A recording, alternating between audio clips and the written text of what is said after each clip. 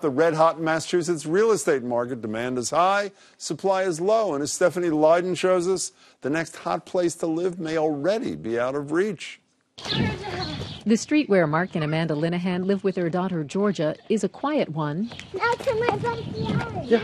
With one exception, when a neighbor's house goes up for sale. Hundreds of cars. I mean, really, you can't even pull into your driveway. There's so many people coming to look at every single one that goes on the market. The Linehans are sympathetic to those legions of house hunters. They too looked long and hard before moving here to Malden 6 years ago. When we realized how little we could get for our money, closer to the city, we realized that this was really the best of both worlds.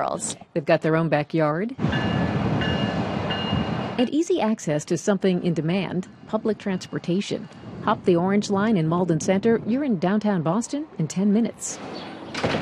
The online real estate company Redfin ranks Malden's Edgeworth neighborhood as the 6th hottest in the country. You can still find a 3-bedroom for under $500,000, but prices are climbing and realtors say nothing stays on the market long. Do you worry with the rising real estate values that it's going to become unaffordable? No, I don't. I think we have enough of a stock where that won't be as much of an issue for us as it might be for a smaller town. Malden Mayor Gary Christensen's presiding over a dramatic downtown transformation. The fortress-like City Hall is coming down. A robotics center is going up, and there are plans to build a minor league baseball stadium. But most significantly, in the last 5 years, the city greenlighted construction of 1,000 new apartment units. It's not like we have displaced people to make way for these units that you're seeing here in our downtown, and we have not really touched the outlying neighborhoods. Downtown Malden is thriving in a way it hasn't since it was a destination shopping center back in the 1970s. And I never thought we'd see that kind of activity again. It's coming back. Neil Sullivan says business is so good at his downtown cafe, he hopes to open nights and weekends.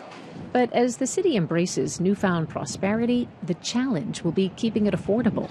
Are you serving ice cream here? For families like this one. The things that have sold on the street are, $100,000 or $200,000 higher than what we paid. I don't know if we could afford our own neighborhood anymore. Stephanie's with me now. Malden. Yikes. In any case, let's answer that woman's question. I don't know if we can afford it anymore. You mentioned under $500,000 for a 3-bedroom. Is that what a typical house goes for? Redfin agent said for single families, it's anywhere between low 4s up to $650. You can get a condo for $250. He said no matter what goes for sale, it's typical to get 25 to 30 offers on each piece of property. And what about the apartment rents, those 1,000 apartments, or what's the starting at $2,500 and up. $2,500? Near downtown, near the T, it is desirable real estate. Okay, let me close my mouth now. What was the one thing that propelled Malden into this top tier kind of thing? Was there one thing? I think it's the roller coaster, right? It started in Cambridge. People wanted to live in Cambridge, got priced out, moved to Somerville, got priced out, moved to Medford, got priced out. Where you're next, Malden. It's just. So what's after Malden? Nostradamus. What is next? Let me tell you. Well, talking to realtors, they say places like Everett, Lynn, Chelsea, places that are proximate to the city, which is what people want, and have public transportation. There's a shortage of housing, and these communities are becoming hot. Any other local communities on this Redfin hot?